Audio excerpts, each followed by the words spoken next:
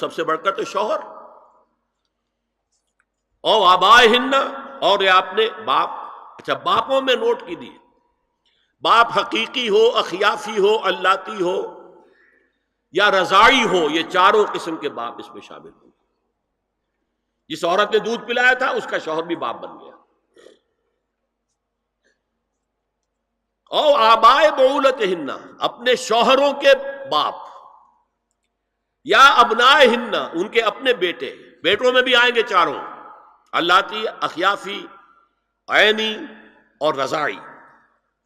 او ابنائے بعولتہن، اور اپنے شوہروں کے بیٹے، ہو سکتا ہے شوہروں کی اور بیویاں بھی ہوں تو ان کے بیٹے بھی، جو ستیلے بیٹے ہیں وہ بھی محرم ہیں، ان سے کسی شکل میں کبھی شادی نہیں ہو سکتی۔